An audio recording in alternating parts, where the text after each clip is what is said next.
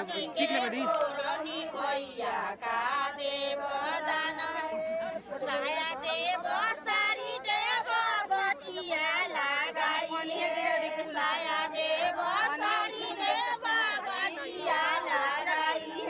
कालावा कालावा के हार लेब माटी के कोरा हाथावा में खमन लेब माटी के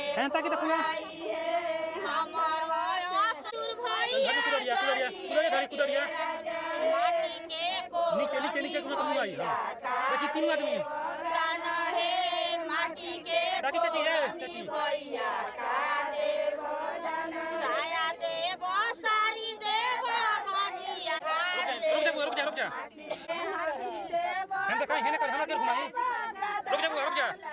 हुआ चाची बाबू जड़िए के राजा है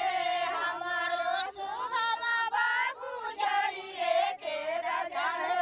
मनीषा बाबू जड़िए के राजा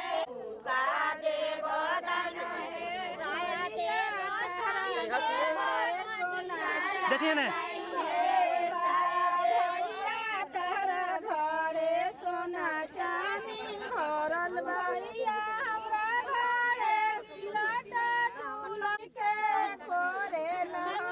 हाथ लगा रहे हैं रुक जाइए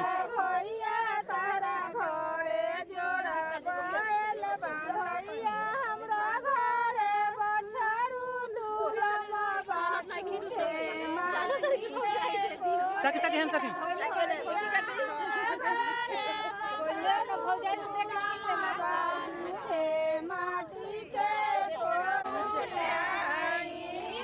रुक जाएंगे बीच में देखिए